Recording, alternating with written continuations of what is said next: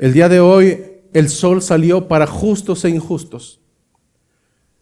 Durante el tiempo de lluvias, de igual manera, llueve para justos e injustos. El Señor es bueno aún con los injustos.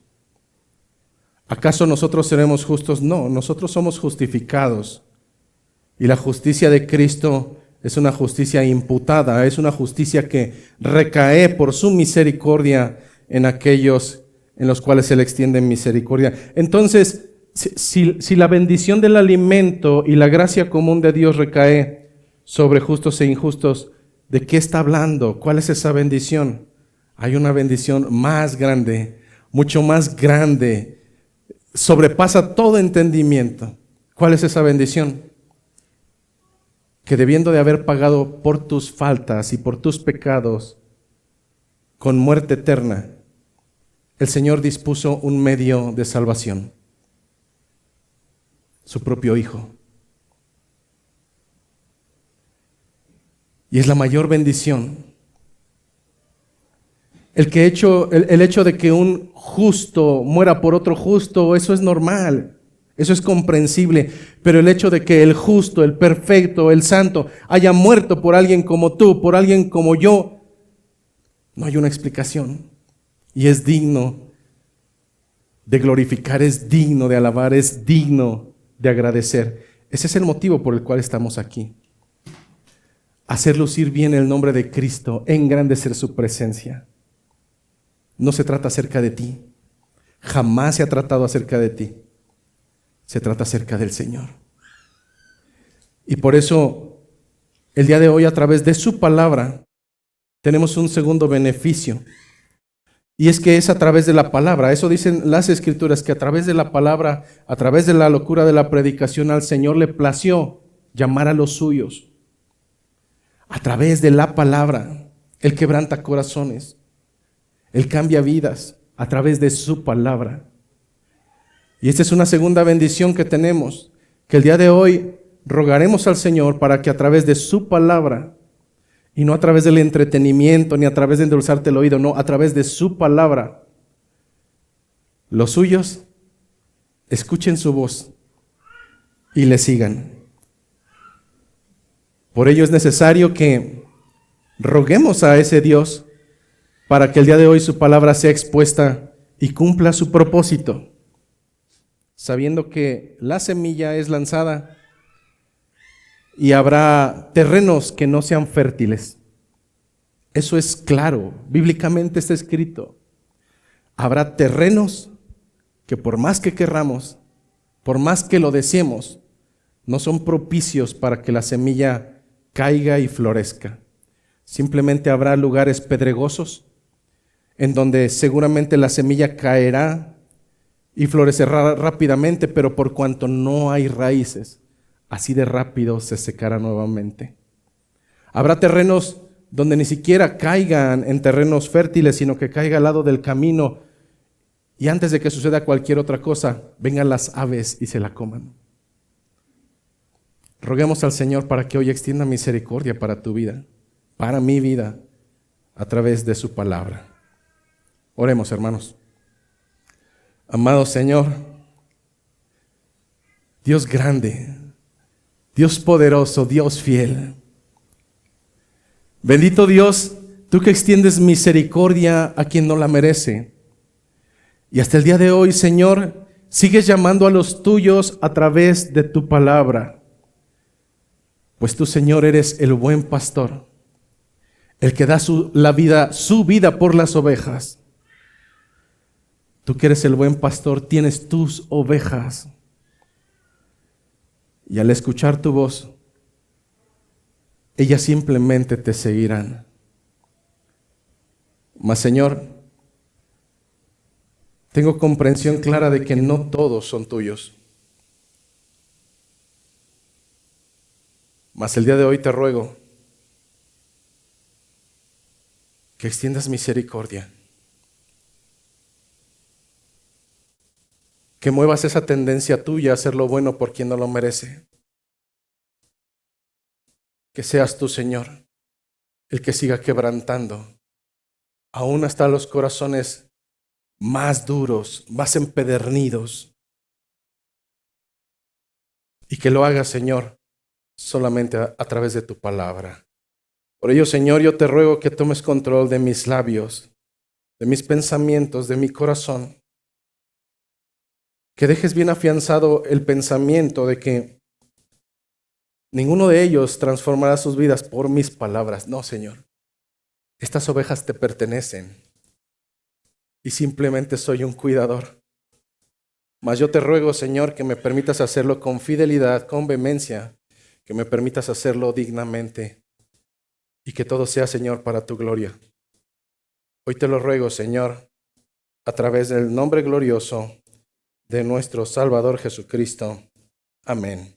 Abran sus escrituras, por favor. Recordamos que en este lugar están prohibidos los teléfonos celulares, las tabletas y todo instrumento electrónico. No será necesario. El día de hoy requerimos las escrituras. Por tanto, si no traes una Biblia física, yo te diría ir a la parte posterior, tomar una y al final del culto la vuelvas a depositar en ese lugar. El día de hoy continuamos con las escrituras en el libro de Gálatas, capítulo número 3, y comenzaremos del versículo 6, culminando al versículo 14. Libro a los Gálatas, capítulo número 3, versículo 6 a versículo 14. Dice la palabra de nuestro Señor en esta mañana, en el nombre del Padre, del Hijo y de su Espíritu Santo. Así Abraham creyó a Dios y le fue contado por justicia. Sabed por tanto que los que son de fe, estos son hijos de Abraham.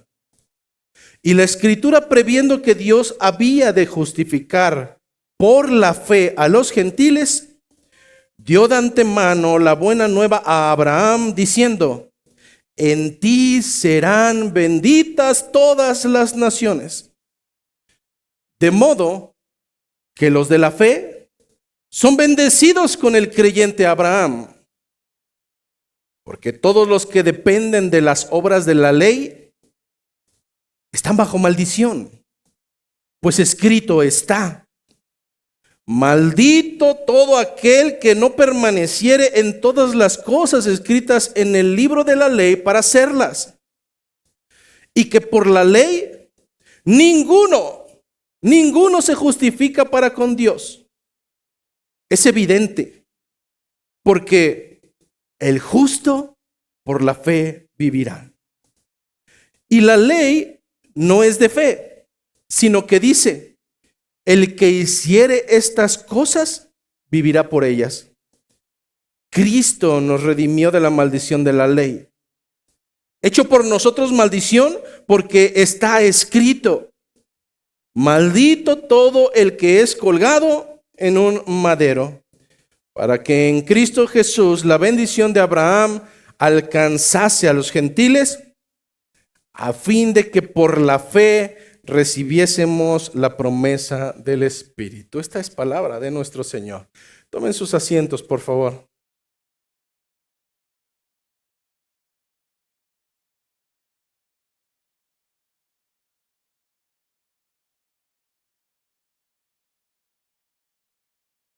De manera cotidiana, los días domingo tratamos de hacer una recapitulación muy breve en ocasiones, con la intención de que tengamos un panorama completo del texto que se está leyendo, por varias razones. Y la primera de ellas es que algunos vendrán de iglesias dentro de las cuales se tomaban textos bíblicos aislados.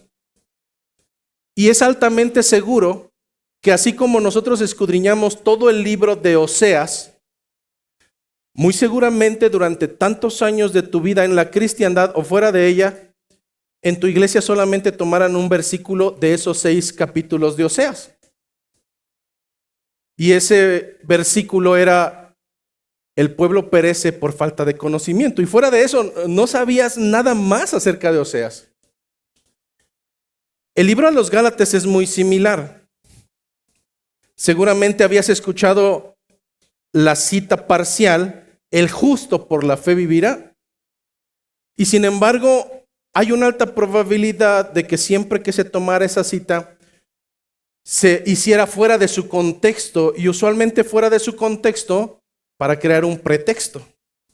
Y usualmente ese pretexto era pecaminoso o incluso herético.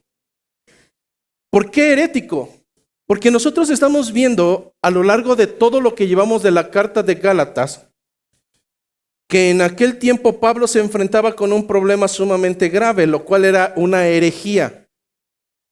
Ese problema había surgido no de ningún otro lado, no del exterior, había surgido de en medio de la iglesia. Hombres judíos que se levantaban en medio de la iglesia trayendo otro evangelio. No que hubiese otro evangelio, sino que ellos estaban corrompiendo, diluyendo, transgiversando el evangelio de Cristo. El evangelio que se centraba en la salvación, no a través de las obras, sino a través de la fe en Cristo Jesús. Siglos más tarde, la Reforma tomaría como estandarte este mismo elemento a través de las 5 solas y recordando que solo Cristo y solamente a través de la fe es la salvación. Solus Christus. En este sentido, surgen estos hombres que empezando a diluir el evangelio, empiezan a crear conmoción al grado de dejar a algunos de los nuevos creyentes que no eran judíos, sino gentiles, maravillados. Como fuera de sí, delante de una doctrina nueva. Pues ellos argumentaban que Jesucristo no era suficiente, que era necesario que cada uno de los nuevos creyentes cumplieran la ley de Moisés, al menos en algunos aspectos como la circuncisión. No eres salvo solamente con creer en Cristo, eres salvo si crees en Cristo y además tienes que circuncidarte. Todo esto que suena tan sencillo y que hoy en día es tan común en muchas iglesias, en donde esa misma pecaminosidad y ese pecado que Pablo identificó como un peligro para el evangelio de Cristo se sigue repitiendo hoy en día. Dentro de las mismas iglesias, en medio de las filas, no es que se predique otro evangelio, aunque se está haciendo. Hombres y mujeres necios que insisten en tratar de cumplir reglamentaciones para agradar a Dios delante de su presencia. Lo más peligroso es que usualmente la característica en la modernidad surge con aquellos que se jactan de tener tanto conocimiento y lo único que demuestran es que se han envanecido en su propia necedad. Regresando al contexto de la carta a los Gálatas, entonces tenemos a un Pablo, un férreo hombre, amador de Cristo, que sale en defensa del evangelio verdadero de Cristo ante la herejía de los judaizantes. Pablo, en versículos anteriores, ha defendido el evangelio número 1, a través de demostrar su veracidad, contrastando lo que él había predicado durante 14 años contra lo que estaban predicando los de Jerusalén. Pablo, por su parte, habiendo recibido el evangelio directamente de Cristo camino a Damasco, y aquellos otros más en Jerusalén, habiéndolo recibido de manos del mismo Cristo, habiendo caminado con él alrededor de 3 años de manera terrenal. Pablo llega a una conclusión, dejando claridad que los pilares de la iglesia de aquel entonces, los que tenían reputación de ser algo, nada agregaron al evangelio. De tal manera que la primera defensa de Pablo estriba en dejar claro y probar que este evangelio, tal como él lo estaba proclamando, se centraba en las buenas nuevas de la justificación a través de la fe, sin las obras de la ley. Y que por consiguiente su divinidad le hacía veraz. La semana pasada, a través del capítulo 3, versículo 1 al 5, Pablo está defendiendo nuevamente el evangelio, ahora con argumentos experimentales, empíricos, bajo el entendido de que alguien que ha nacido de nuevo, alguien que verdaderamente es creyente y no simpatizante, experimenta en su vida cambios drásticos que solamente pueden venir a raíz del evangelio verdadero de Jesucristo. Pablo lo dejaría claro en otro de los textos. De modo que aquel que esté en Cristo sigue siendo lo mismo. Es el mismo cerdo que se revuelca. No, eso no fue lo que dijo Pablo. De modo que aquel que esté en Cristo, hay evidencias. Nueva criatura es. Las cosas viejas van quedando atrás. Aquí todas son hechas nuevas. Pablo, a raíz de este conocimiento y esta doctrina bíblica, la semana pasada, escudriñando las Escrituras, veíamos cómo dejaba claridad en que a través de la experiencia de los propios Gálatas no podía haber lugar a duda de que en verdad este evangelio había sido recibido no a través de portarse bien, no a través de cumplir ciertas reglamentaciones, no a través de hacer ciertos actos o vestir de cierta manera. No, esto había provenido única y exclusivamente del Espíritu que les había sido conferido a través de la fe. No de ninguna otra manera, solamente a través de la fe. Como tercer segmento, una vez que Pablo ya ha demostrado la divinidad del evangelio, una vez que Pablo ya ha demostrado el impacto y las evidencias de la vida de un creyente a través del verdadero evangelio, el día de hoy Pablo entonces se dispone a demostrar a través de las Escrituras, que el evangelio de Jesucristo, el evangelio de salvación, el evangelio salvífico, es solamente uno y no puede haber otro más. Pablo lo dejaba claro en el capítulo número 1 a los Gálatas. Maldito, sea maldito aquel que predique otro evangelio, sea cualquiera de nosotros, o sea un ángel del cielo. Por tanto, hermanos, para evitar que el día de mañana, aún dentro de la iglesia, hables cosas sin sentido y sin fundamento, es necesario que en verdad centres toda tu atención el día de hoy acerca de los argumentos de Pablo para defender el verdadero evangelio de Cristo contra los apóstatas, y que lo hagas de una manera escritural. En este sentido, el día de hoy veremos cómo Pablo, a través de la historia de Abraham, demostrará dos cosas. Demostrará inicialmente, punto número 1, que desde el inicio, no hubo una historia intermedia, no. Pablo demostrará a través de las Escrituras que desde un inicio, desde antes de la fundación del mundo, ciertamente Dios eligió a Israel y a su descendencia, a su semilla, como el medio de dar a conocer su misericordia salvífica, no solamente a Israel, sino a todo el mundo. Veremos cómo Pablo determina que bíblicamente podemos demostrar que no hay dos pueblos, que no hay dos iglesias, que es un solo pueblo y que estaba contemplado desde el inicio, desde antes de la fundación del mundo. Pero además Pablo, punto número 2, a través de estos argumentos demostrará que desde el mismo inicio, desde antes de la fundación del mundo, se identificó un medio salvífico, se preparó un medio salvífico, y este fue a través de la fe y no a través de las obras.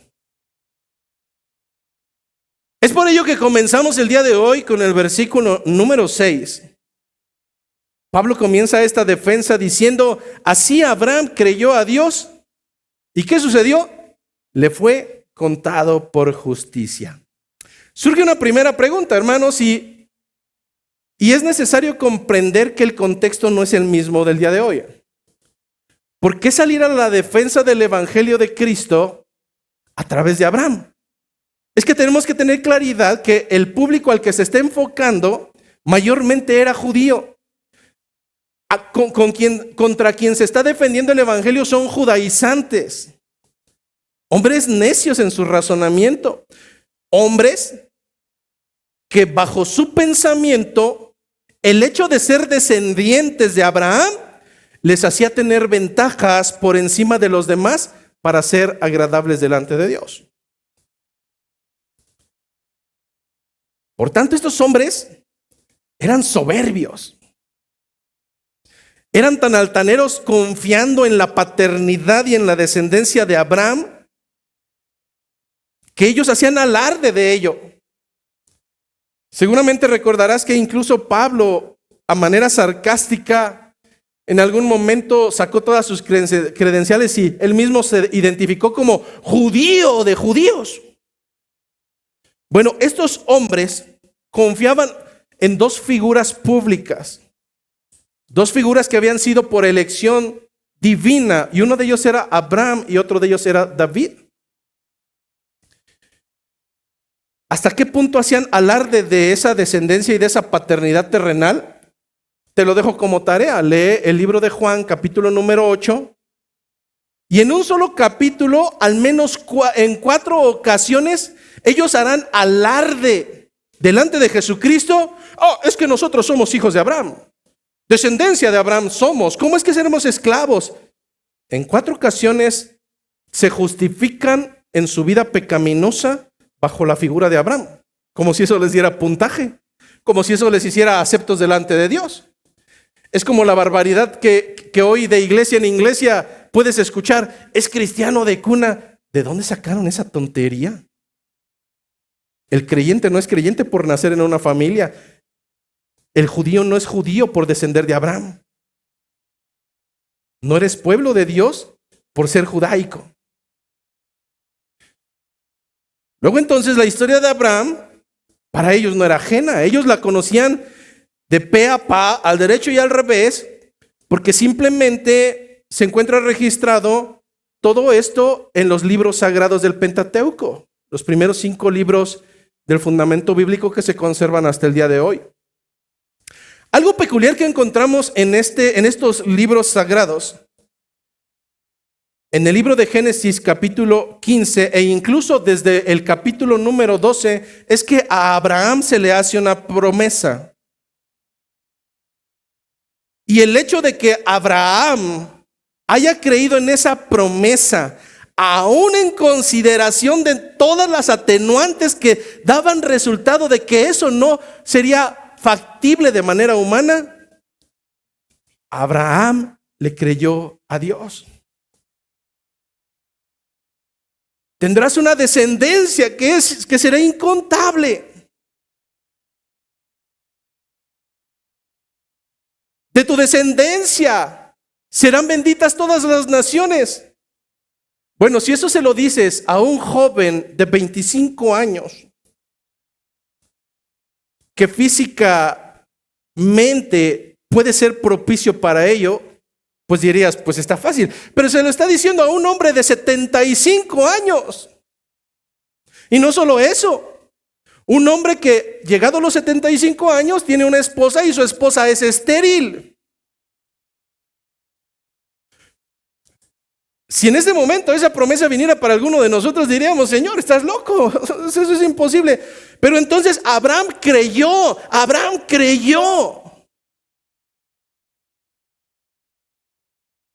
Y el Señor se complació en esa obediencia, dejando claridad que no era la primera ocasión en que Abraham obedecía. Más adelante lo veremos. Algo que debemos de tener en claro es que Pablo no pondrá el énfasis en las obras de Abraham. Pablo no está centrando el énfasis en las obras de Abraham, sino en la fe. Históricamente debemos de tener en cuenta, antes de arrancar la predicación formalmente, que la circuncisión no se dio de manera previa a la promesa. Es decir, Abraham no obró antes de creer. No, Abraham creyó y fue contado por justicia. Abraham creyó y después obedeció. Históricamente no podemos situar que esa justificación fue por la obediencia de Abraham. Porque si nos centramos en las obras, en lo que hace un hombre, históricamente estaríamos fritos. Mientras la promesa de la descendencia en el momento en que Abraham creyó se da en los versículos 12 y 15, la ordenanza de la circuncisión se da hasta el capítulo número 17. Históricamente la circuncisión fue posterior a la fe de Abraham y a la obediencia de Abraham. Por tanto, Pablo en ningún momento centrará la atención en las obras resultado de la fe de Abraham. Es por ello que el mismo Pablo afirma en el versículo número 7: sabed por tanto que los que son de fe, es decir, los que caminan en fe, estos son hijos de Abraham. Pablo está dejando claridad frente a aquellos hombres jactanciosos de su descendencia, de su estirpe, que no es hijo de Abraham el que consanguíneamente proviene de esa ramificación, que es hijo de Abraham el que tiene las características de Abraham que fueron agradables para delante de Dios.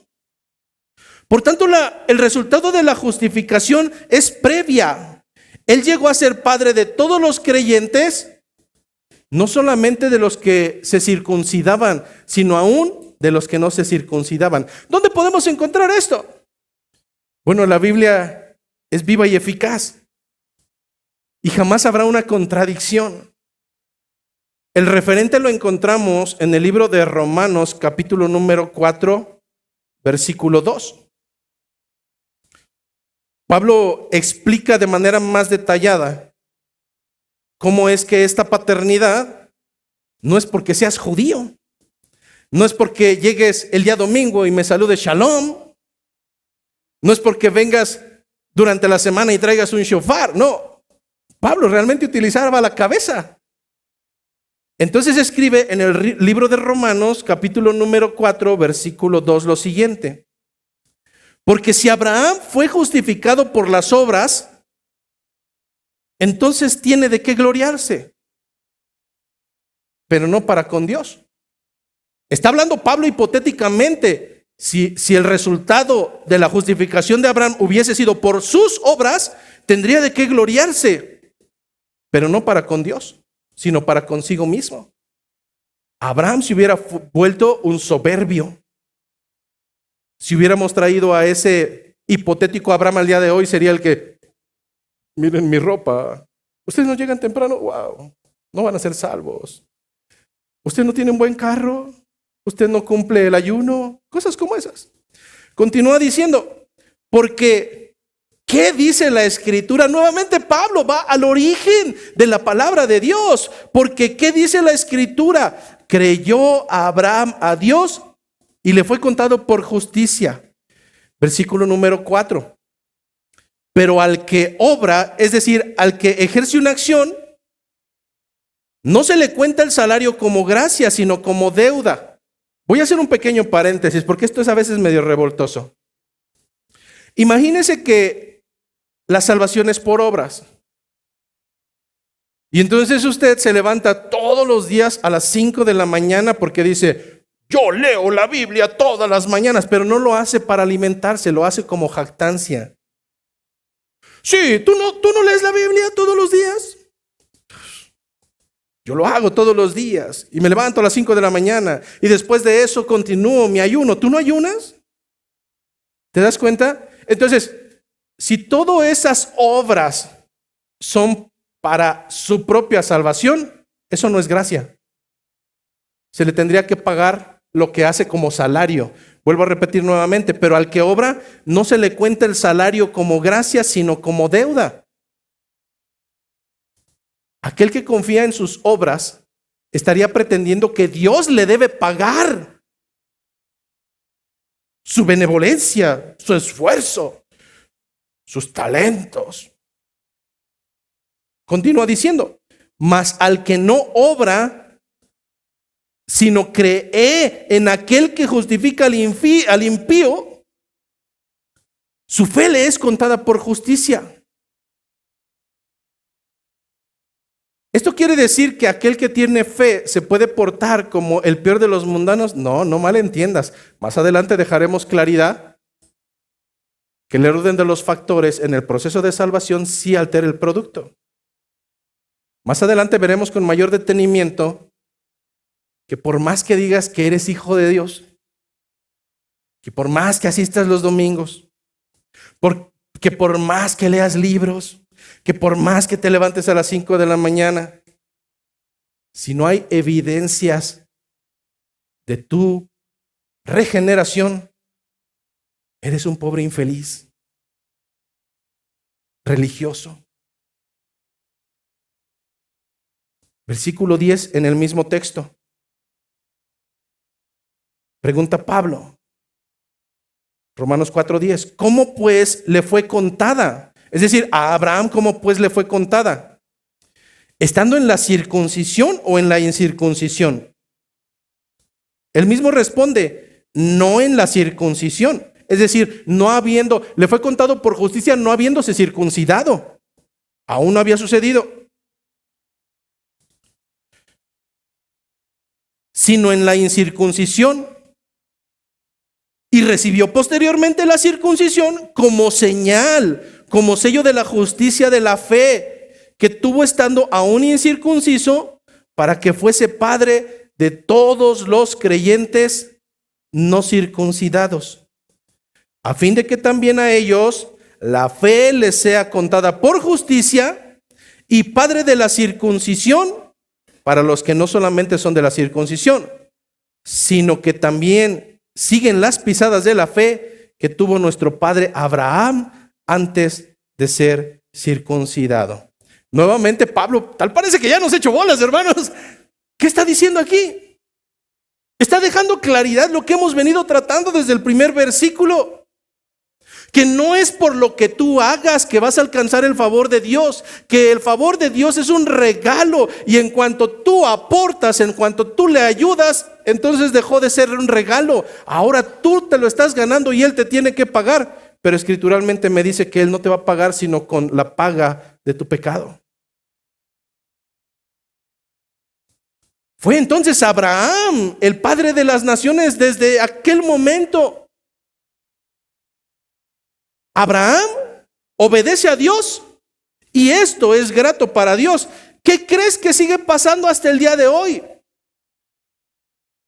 Que el Señor se sigue congraciando, el Señor se alegra en su corazón con los que son suyos, porque los suyos oyen su voz, le siguen, los suyos obedecen.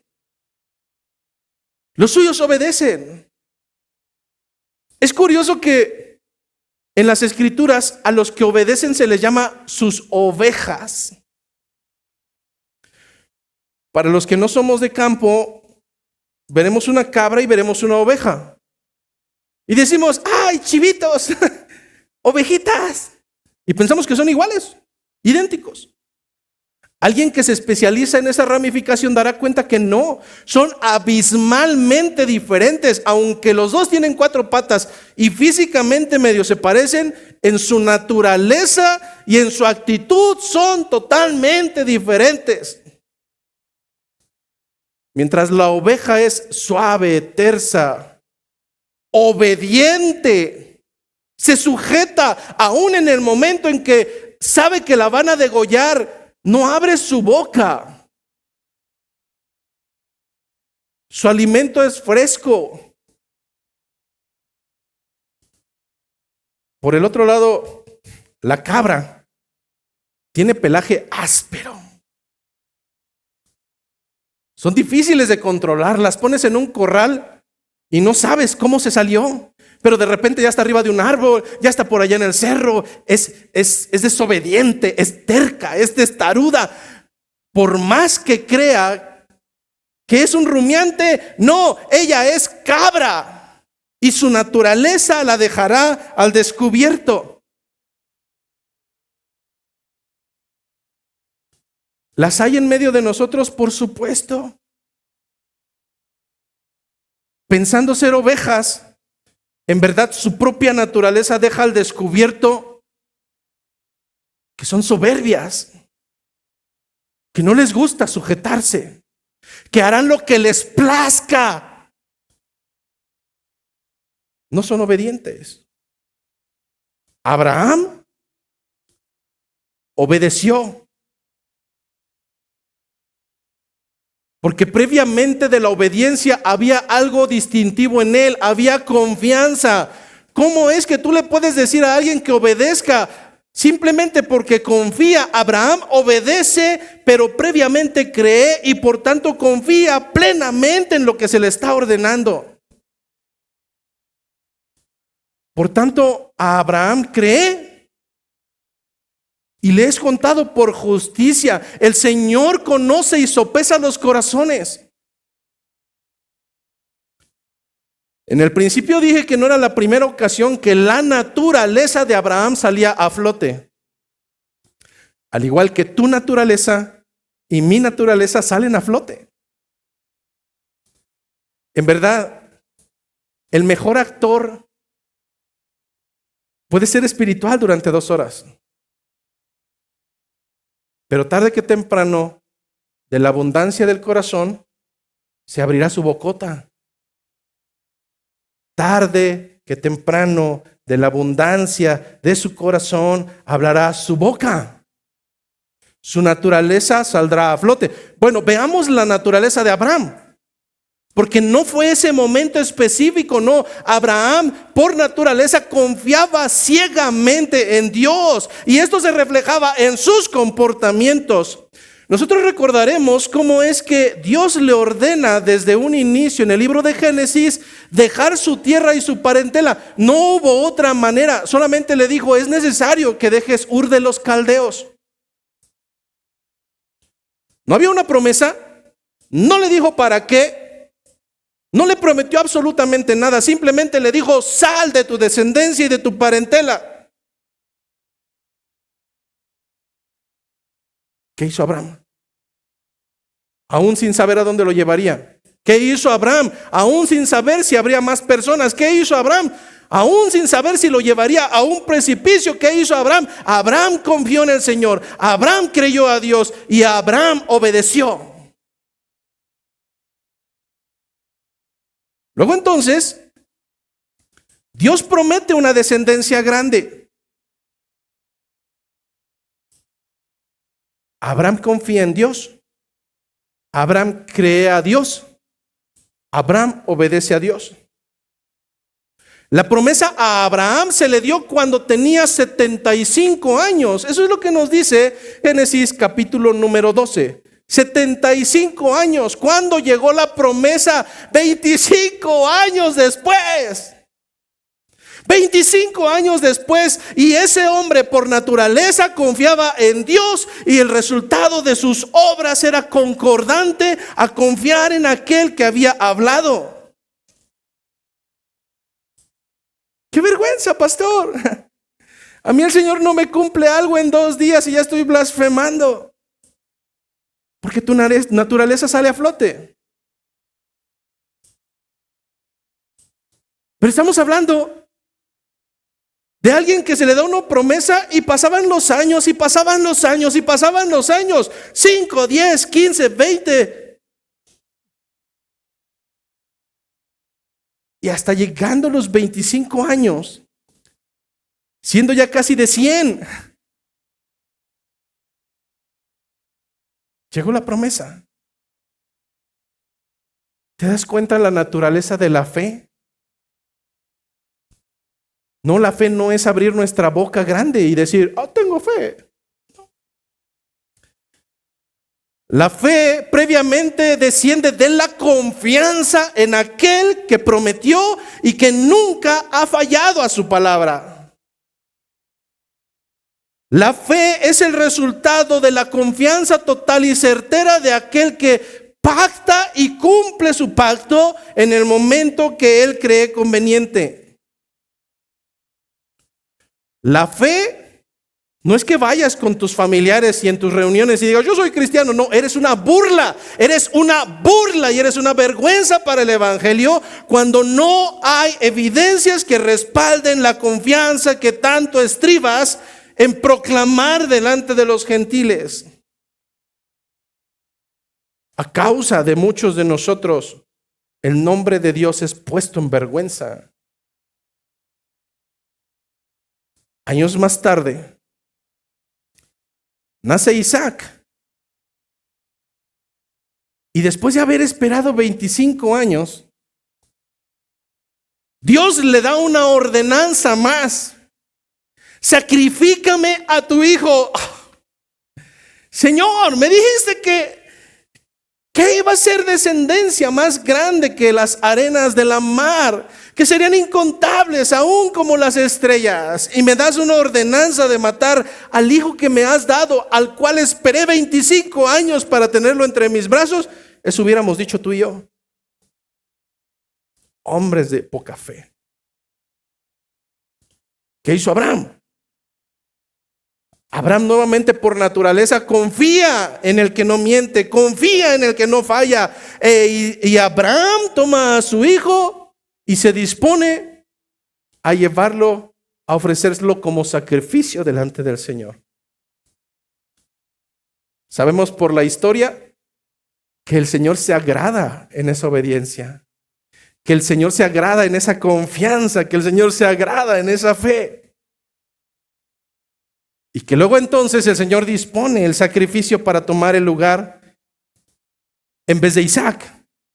Por tanto, vemos a un hombre que se nos pone como ejemplo escritural, como nuestro Padre, acerca de esa característica que es agradable delante de Dios y la cual debería de tener cada uno de sus descendientes, aquel que cree, aquel que obedece. La pregunta totalmente obligada en esta mañana es para cada uno de ustedes y respóndasela a usted mismo.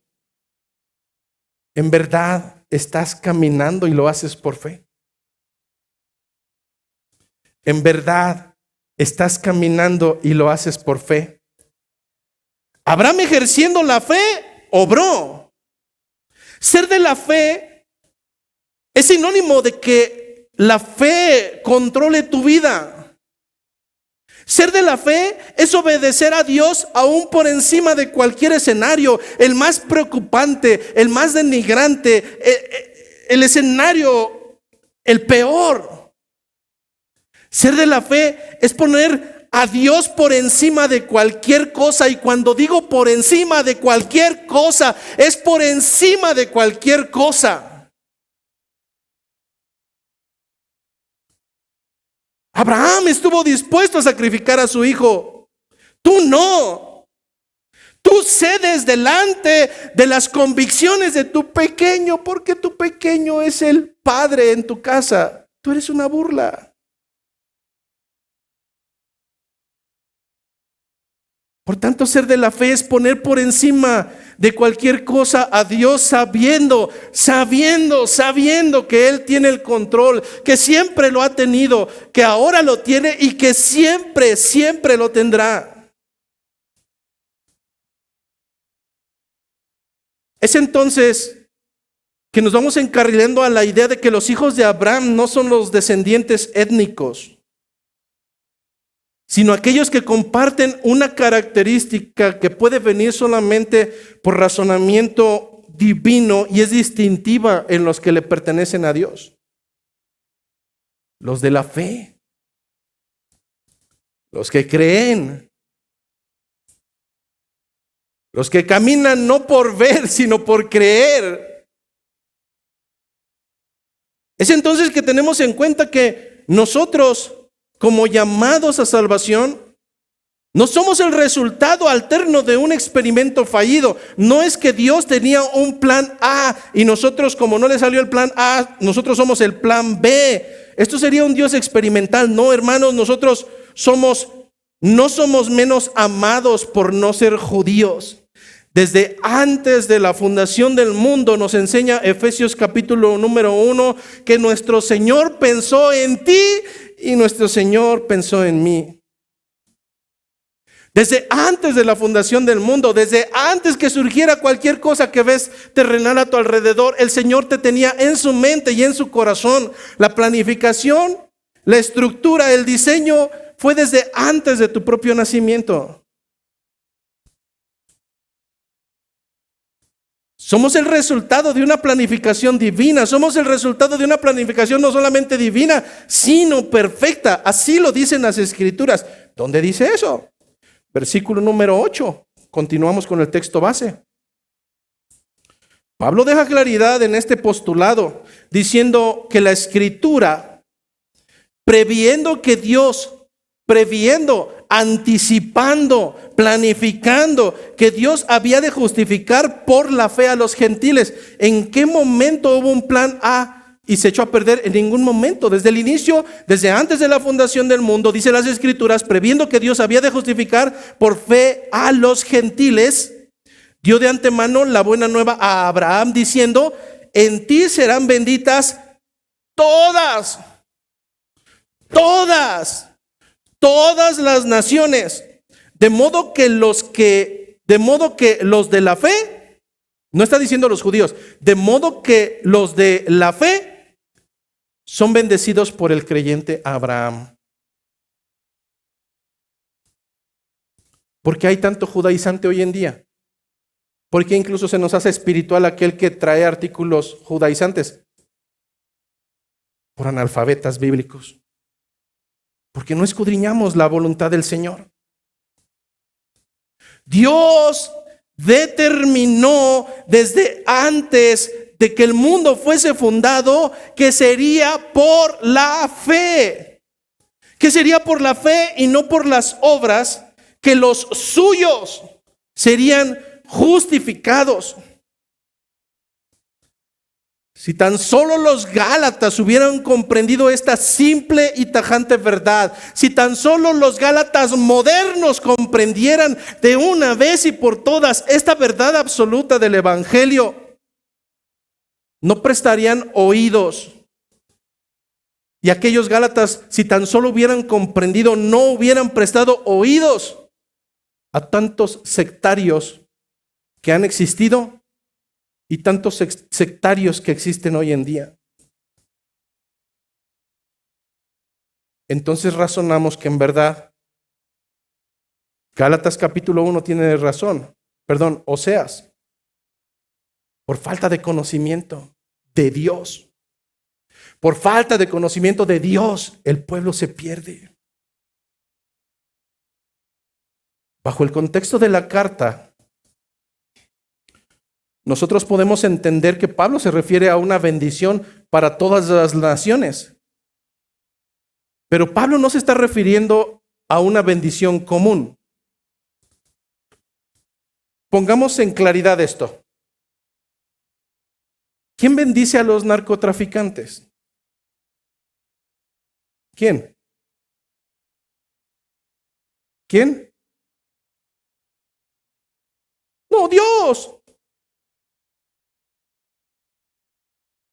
Así como lo escuchó. ¿Quién bendice a los malosos? Dios. ¿Te das cuenta cómo podemos estar trayendo doctrinas? Tu hijo es gentil, por eso lo bendice el diablo. ¿Acaso no entendemos que la gracia común de Dios bendice aún a los malvados? ¿Quién hace salir el sol sobre los malvados? ¿Quién los bendice con el sol? Satanás, no, es Dios. ¿Quién hace llover sobre buenos y malos? Dios. A esto doctrinalmente le conocemos como gracia común. Bendición común. ¿Quién alimentó a las aves? El demonio. No, escrituralmente me dice que Dios tiene misericordia aún de las aves. ¿Quién viste hermosamente a los lirios del campo? Satanás. No, escrituralmente se me dice que todo proviene del Señor. Todo, absolutamente todo. ¿Quién bendice a tu jefe pagano? Dios. Y si Dios lo bendice para que Él nos bendiga a nosotros, ¿y qué de ello? Pero en este sentido, la bendición de la cual está hablando Pablo y la cual vendría a todas las naciones, no se refiere a la gracia común. No se refiere a lo que sucede cotidianamente, día tras día, y que proviene del Señor y es bendición. No se está refiriendo al alimento, no se está refiriendo a la salud, no se está refiriendo a tu vivienda, a tus riquezas, etcétera, etcétera. Entonces, ¿a qué bendición se está refiriendo? A una bendición suprema. Una bendición que solamente está destinada para los que le pertenecen. A los que fueron predestinados desde antes de la fundación del mundo. A los que el Señor predestinó. A los que el Señor, habiendo predestinado, también llamó. A los que, habiendo llamado, también los ha justificado. Y a los que ha justificado, también el Señor lo da por hecho. Están glorificados ya, aun cuando su regreso no ha sido factible. Pero nos está hablando de una bendición. En ti serán benditas todas las naciones. En ti, Abraham, en ti, por cuanto tú creíste, por cuanto tu corazón es agradable delante del Señor. No tus obras, sino tu confianza en Él. De modo que los de la fe son los bendecidos. Con el creyente a Abraham está hablando de una bendición que conocemos como la salvación por gracia. La salvación por gracia, no porque la merezcas, no porque el Señor dispuso darla como un regalo inmerecido. Y esta salvación por gracia, nos dicen las Escrituras, que no es a través de otro medio, sino a través de la fe en Cristo Jesús. Entonces, ¿no iré al cielo por ser buena persona? Entonces no iré al cielo por ser éticamente correcto. Entonces no iré al cielo por ser menos pecador que mis vecinos. La respuesta es no. Tú no ganas el favor de Dios por tus obras que son como trapos asquerosos y inmundos delante de Él. Tus obras no ganan absolutamente nada. Es a través de la fe en Cristo Jesús. Confiar en nuestra bondad como medio de gracia, como medio de santificación, como medio de salvación, sería contrario a las Escrituras. Textos muy conocidos, Romanos capítulo 3, versículo 10. Lo voy a leer rápidamente, no vaya allá, anótelo. ¿Qué nos dice Romanos capítulo 3, versículo 10? Para los que seguimos pensando que hay gente buena y que pues bueno, no somos tan buenos, pero no somos como nuestros vecinos, entonces yo creo que sí me voy al cielo. ¿Qué me dicen las Escrituras? Como está escrito, no hay justo ni a uno, no lo hay. ¿Por qué cada domingo repite esta cita bíblica? Para que te la aprendas y para que entre en tu cabeza y entre en tu corazón. No, como está escrito, no hay justo ni a uno, no lo hay. No hay quien entienda, no hay quien busque a Dios, todos se desviaron, a unas se hicieron inútiles, no hay quien haga lo bueno, no hay ni siquiera uno. En ese mismo texto, en el versículo 23, entonces trae el juicio y el veredicto de la razón de que todos seamos injustos. ¿Cuál es ese veredicto? Pues por cuanto todos hemos pecado, el juicio me dice que todos estamos naturalmente destituidos de la gloria de Dios. No puede ser por tus obras. No puede ser por tu buen comportamiento. Si Dios dice que no hay justo ni aun uno, ¿a quién le creo? ¿A Él o a ti?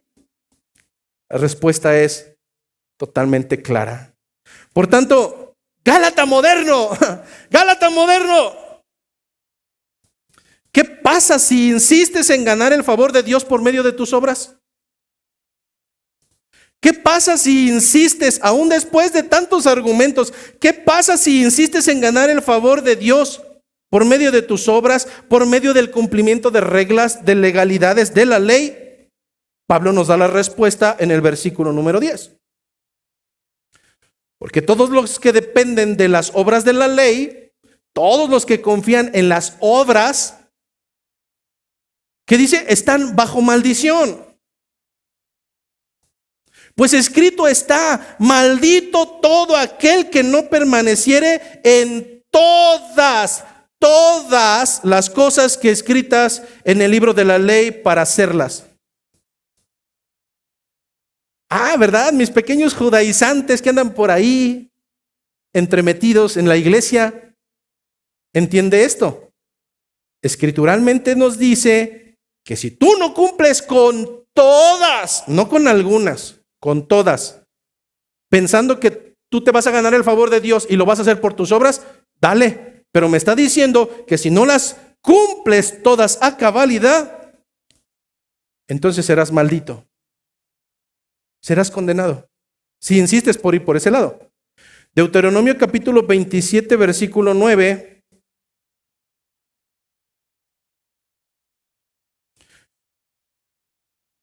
Deuteronomio capítulo 27, versículo 9.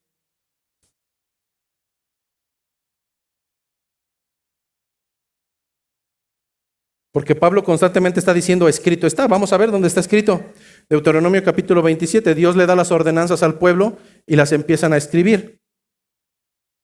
¿Qué dice Deuteronomio 27, 9? Y Moisés con los sacerdotes levitas habló a todo Israel diciendo: guarda silencio y escucha, oh Israel. Hoy has venido a ser el pueblo de Jehová. Hoy has venido a ser el pueblo de Jehová tu Dios. Versículo 10. Oirás pues la voz de Jehová tu Dios y cumplirás sus mandamientos y sus estatutos que yo te ordeno hoy. ¿A quién le fue dicho esto? Al judío terrenal, al judío geográficamente nacido en la nación judía, hebreo. Después de mencionar varias ordenanzas y decir que quien no la cumpla será maldito, llegamos al versículo 26 de ese mismo capítulo, Deuteronomio 27, 26. Maldito el que no confirmare las palabras de esta ley para hacerlas. Eso dice la versión Reina Valera. ¿Qué dice una versión mucho más latina para que lo comprendamos? Maldito sea quien no practique fielmente las palabras de esta ley. Maldito sea quien no practique fielmente las palabras de esta ley. Y es donde entonces decimos, ¿le seguimos dando por la salvación por obras? ¿Sigo de necio pensando en que si me levanto de madrugada cuando los demás no se levantan de madrugada, entonces seré más acepto delante de Dios? Que si dejo de practicar esto y aquello, entonces, porque ni siquiera es pecaminoso, pero no importa, a Dios le agrada. Si sigues insistiendo en ello, entonces debes primero de tener un poco de conocimiento. La ley de Dios no se centra solamente en 10 mandamientos. La ley de Dios no solamente son 10 mandamientos. Un judío ortodoxo, estudiado, incluso los ha dividido en segmentos. Y son un total de 613 ordenanzas, estatutos y mandamientos. 613. No puedes llegar temprano al culto y quieres andar cumpliendo 613 ordenanzas. No vienes los jueves y quieres andar cumpliendo 613 ordenanzas. Lo más peculiar es que estas 613 preceptos bíblicos de la Torah, a veces los tomamos, bueno, este sí lo cumplo, pero este no lo cumplo. Pero usualmente es por falta de conocimiento.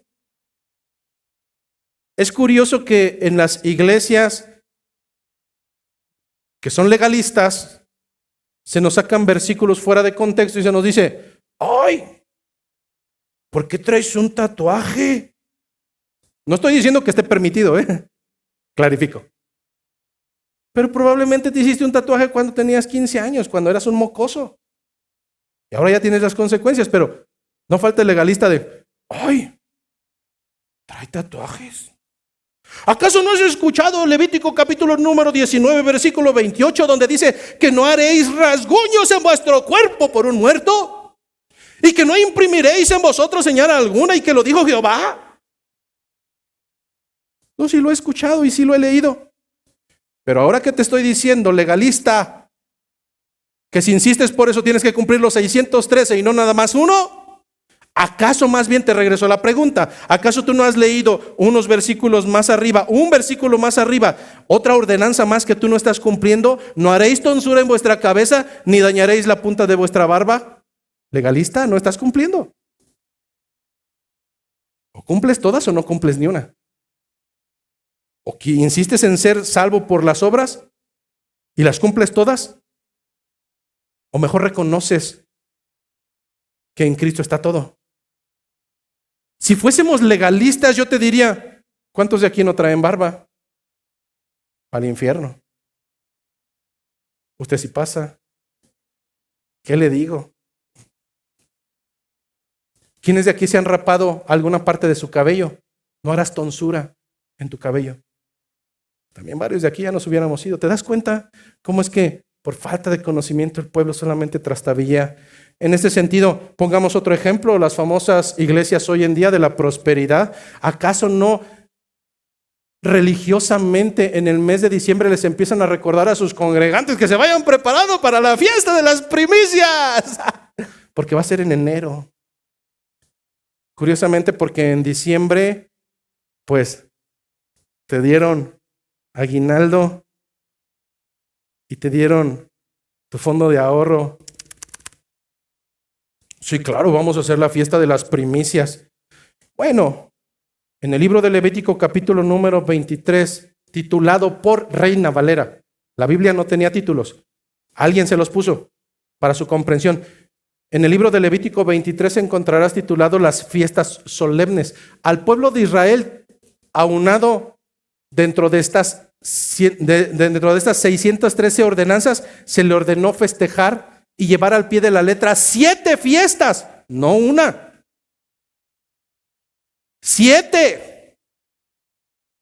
La fiesta de la Pascua, la fiesta de los panes sin levadura, la fiesta de las primicias, la fiesta de Pentecostés, todas estas en primavera, no en enero. Y las fiestas de otoño, la fiesta de las trompetas, del perdón o de la expiación y la fiesta de los tabernáculos. Si en este momento viéramos a alguien que celebra la fiesta de las primicias, le diríamos, oye, entonces también celebraste la fiesta de los tabernáculos. Lo primero que diría, ¿qué?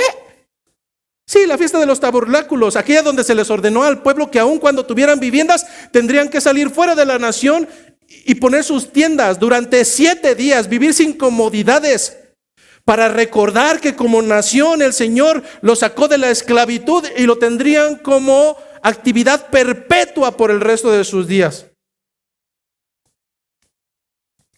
¿Qué crees? Que si no cumples toda la ley, entonces eres maldito. ¿Quién puede entonces cumplir toda la ley a cabalidad? La respuesta es absolutamente nadie. ¿Quién puede ser justificado por la ley? Las Escrituras nos lo ha dicho una y otra vez, absolutamente nadie. Nos lo vuelve a reiterar el versículo número 11. Y que por la ley, del texto base, y que por la ley, dice Pablo, ninguno se justifica para con Dios. Esto es evidente, dice Pablo, porque el justo por la fe vivirá. El justo no vivirá por las obras, el justo vivirá por la fe, por obedecer, por confiar en Dios, por creer, y habrá evidencias de ello. Y la ley no es de fe, la ley es una ordenanza, sino que dice, el que hiciere estas cosas vivirá por ella. ¿Quién las hizo durante 1450 años promedio de tradición judía? Nadie. Romanos vuelve a declarar, no hay justo. Después de tanto tiempo entre judíos y gentiles, no hay ni uno solo que sea justo, no se encontró. En el libro de Apocalipsis, ¿acaso no el apóstol Juan, siendo perceptivo del final de los días, dijo, y no se encontró justo que abriera el libro de la vida? No se encontró ni uno solo. Y entonces comenzaron a llorar. Piensa esto. Y tal vez pensarás esto dentro de tu egocentrismo. Bueno, nadie lo ha cumplido, pero yo seré el primero. Surge entonces una pregunta, ¿para qué surgió la ley?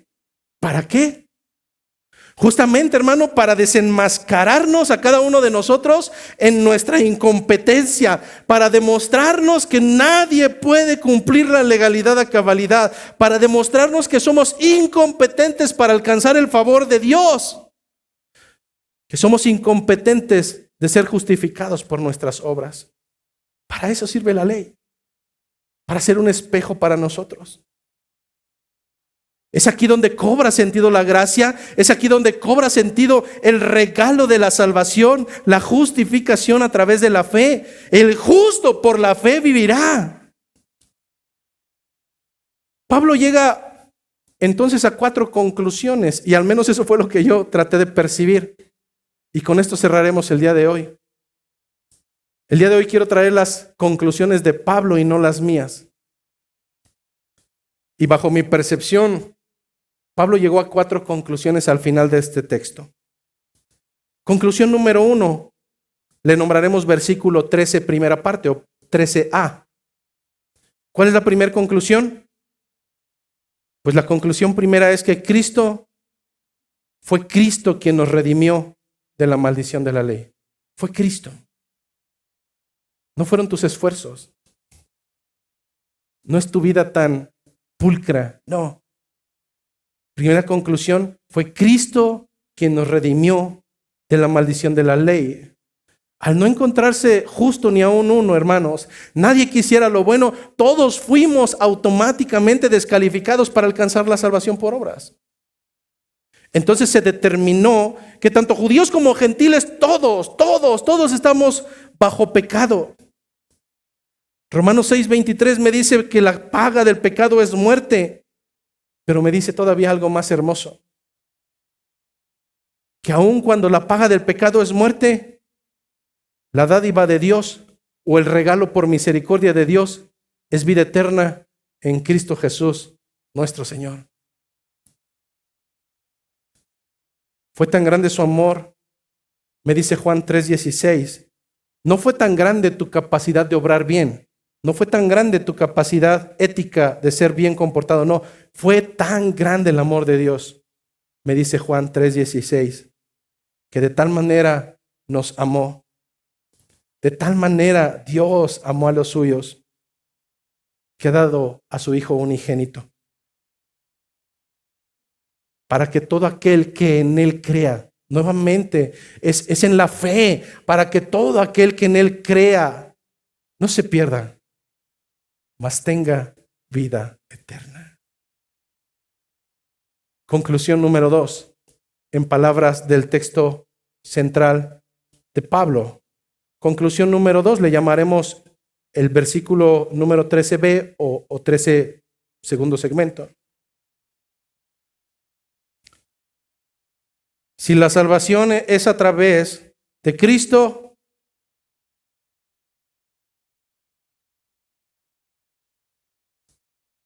es debido a que Él fue hecho maldito por nosotros. Para que la salvación haya sido en Cristo,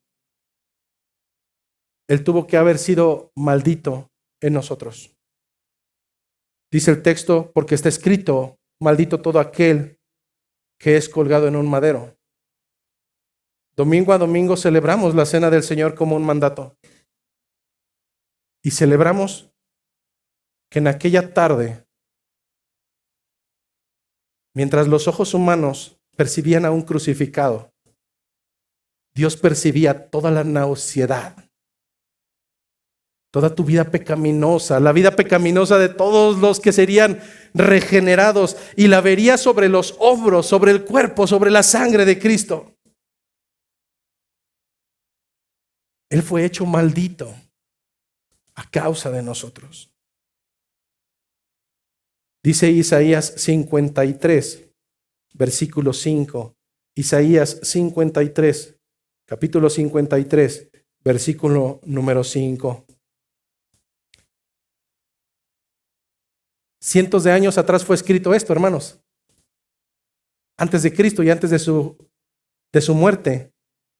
Isaías 53:5, mas Él herido fue por nuestras rebeliones Él herido fue por nuestras rebeliones. Si tan solo la gente comprendiera esa fiesta que se aproxima de la crucifixión, de la semana mayor, si tan solo entendieran lo que se gestó en aquel día, evitarían embriagarse toda la semana. Evitarían ser de vergüenza, porque por un lado podemos abstenernos de tanto alimento, pero por otro lado no nos abstenemos de la suciedad. Mas Él herido fue por nuestras rebeliones. Eso fue lo que sucedió. Él fue herido, Él fue molido por nuestros pecados. El castigo de nuestra paz sobre Él, y por sus llagas, por su llaga fuimos nosotros sanados, curados. ¿Qué hicimos nosotros? Versículo 6, todos nosotros nos descarriamos como ovejas, cada cual se apartó por su camino, mas Jehová cargó en Él el pecado de todos nosotros. Angustiado en ese momento Él, angustiado Él y afligido, no abrió su boca. Como cordero fue llevado al matadero, y como oveja delante de sus trasquiladores enmudeció y no abrió su boca. Versículo número 10 de Isaías 53. Con todo eso, Jehová quiso quebrantarlo, sujetándolo a padecimiento. Cuando haya puesto su vida en expiación por el pecado, cuando haya puesto su vida en intercambio por nosotros, verá linaje, vivirá por largos días, y la voluntad de Jehová será en su mano prosperada. Versículo 11, después de toda esa aflicción, verá el fruto de esa aflicción. Verá el fruto de la aflicción de su alma, y entonces quedará satisfecho. La salvación no fue por ti. ¿Qué pudiste aportar tú? Vergüenza, pecado, una vida totalmente en mortandad. Conclusión número 3. Versículo 14, primera parte. Fue en Cristo Jesús. Es en Cristo Jesús por quien la bendición de Abraham nos alcanzó a nosotros. Es en Cristo Jesús la bendición de Abraham que nos alcanzó a nosotros los gentiles. Dios le dijo a Abraham: en ti serán benditas todas las naciones. ¿Dónde está Cristo allí? En tu simiente, le dijo a Abraham, en tu simiente, en tu descendencia, en tu linaje, serán benditas todas las naciones. Abraham no vio cumplida la promesa total, pero nosotros sí. Nos dice Apocalipsis capítulo número 7, versículo 9. Dice el apóstol Juan, presente en el día final de esta era, cuando el Señor Jesucristo vuelva. Después de esto miré, y he aquí una gran multitud, la cual nadie podía contar, de todas las naciones, de todas las tribus, de todos los pueblos, de todas las lenguas que están delante del trono. Y en la presencia del Cordero, vestidos de ropas blancas y con palmas en la mano, y clamaban a gran voz diciendo: la salvación pertenece a nuestro Dios que está sentado en el trono y al Cordero. La salvación pertenece al Cordero de Dios que está sentado en el trono y al Cordero. Hermano, ¿qué está sucediendo ahí? ¿Qué fue lo que vio Juan en el día postrero, en el día en que el Señor regrese? El Señor le permitió verte a ti y le permitió verme a mí. El Señor le permitió ver a nuestros hermanos que a lo largo de la historia han caminado llevando el estandarte de la fe. El Señor le permitió ver hombres de toda lengua, de toda nación, de todo pueblo. Porque Jesucristo pagó el precio. Juan nos vio, a ti y a mí, al final de los tiempos, adorando al Cordero de Dios, adorando al que es digno. ¿Lo crees? Espero ese día, hermanos. Espero ese día en que el Señor me llame delante de su presencia y ver cumplida la promesa a través de mi Señor. Pero llegamos a nuestra cuarta conclusión. Versículo 14, segunda parte. No fue por las obras, y esto concluiremos el día de hoy.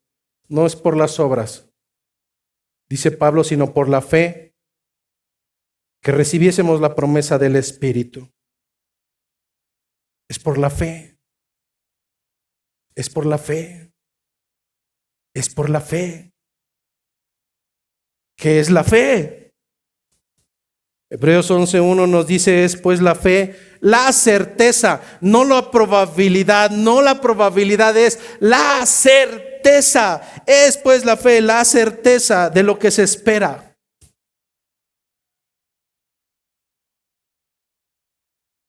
La fe no es para los tibios, hermano. La fe no es para los tibios, congregantes. La fe no es para los que titubeantes.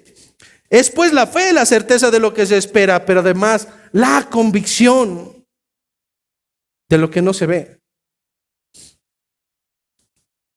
¿Sabes qué sucede cuando vienen las situaciones y empezamos a dudar? No es fe, hermano. Sea el escenario que sea, Abraham creyó y le fue contado por justicia. Y nosotros somos descendientes de Abraham, no por nuestra descendencia étnica, sino porque compartimos ese elemento distintivo que es vivir y caminar por fe. Luego, nuevamente hago otra vez la pregunta, ¿en verdad crees en Cristo y lo que ello implica? La respuesta de todos será, sí, claro que creemos. Bueno, Santiago 2:19 me dice que también los demonios creen y tiemblan. Mas la fe, de acuerdo a Santiago capítulo número 2, jamás vendrá sola, siempre vendrá acompañada de obras. No son las obras las que nos dan salvación, pero son las obras el resultado de la salvación. No podemos ver a un hombre o a una mujer salva que tiene fe y que sus obras sean las de un gentil. No puede ser así, al menos no en su totalidad. Sabemos que este es un camino de perfección, pero si después de 2, 3, 4, 5, 7, 8, 10 años tu vida sigue siendo exactamente la misma, comienza a temer y a preguntarte, comienza a clamar por misericordia por medio de aquel que viene la salvación. Parafraseando el resto de Hebreos, el capítulo de la fe, nos daremos cuenta que por medio de la fe vinieron evidencias. Por eso cuando alguien llega a la iglesia y me dice, dígame hermano, no te puedo decir hermano, no hay evidencias, no hay evidencias. Por más que las he buscado, lo único que veo son evidencias de que no lo eres. Voy al libro de Hebreos y veo que el resultado de la fe, el resultado de la confianza en Dios, que el resultado del creer siempre traerá evidencias y las obras serán el resultado de esa fe. Parafraseando Hebreos 11, por la fe entendemos que el mundo fue hecho, que el universo fue hecho. Versículo 4, por la fe ofreció Abel a Dios más excelente sacrificio que Caín. Por la fe Enoc fue traspuesto, pero sin fe es imposible que agrademos a Dios.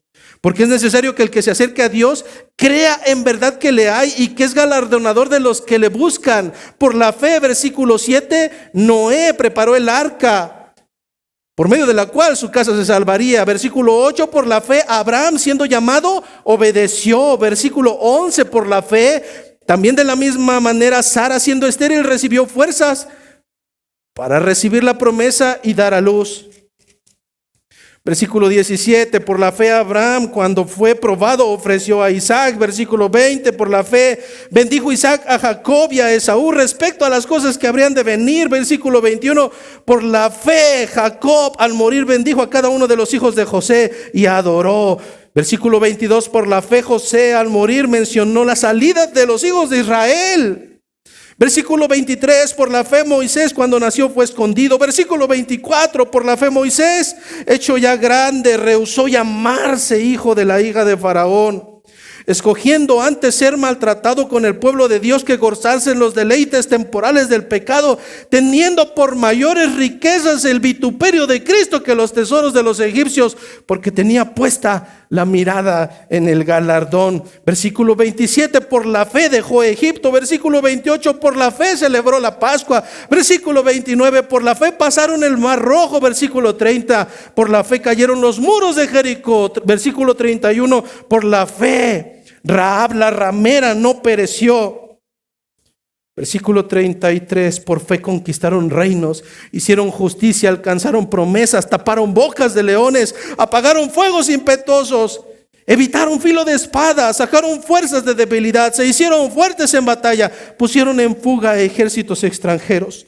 Versículo 36, otros experimentaron vituperio y azotes, y a más de esto presiones y cárceles, fueron apedreados, fueron aserrados, fueron puestos a prueba, muertos a filos de espada, anduvieron de acá para allá, cubiertos de pieles de ovejas y de cabras, pobres, angustiados, maltratados, de los cuales el mundo no era digno, errando por los desiertos, por los montes, por las cuevas y por las cavernas de la tierra.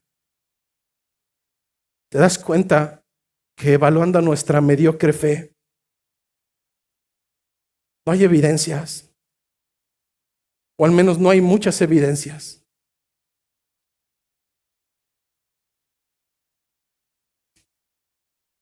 Pero al final de esta predicación, solamente podemos llegar a dos conclusiones de autoevaluación.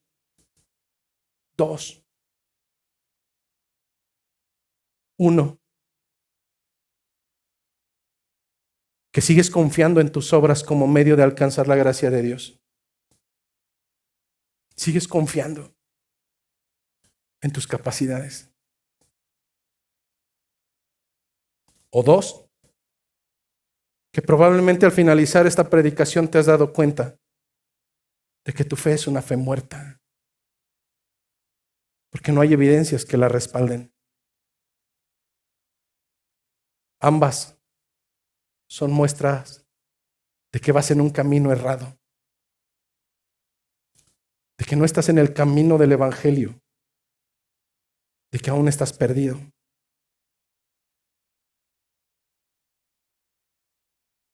Pues hay un solo lugar a donde puedes clamar por misericordia. Hay un solo nombre dado a los hombres. Hay un solo camino. Hay una sola verdad. Y hay una sola vida.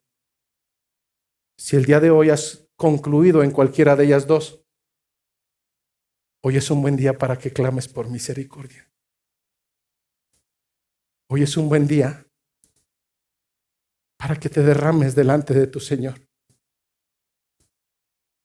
y le clames con gran voz: Jesús,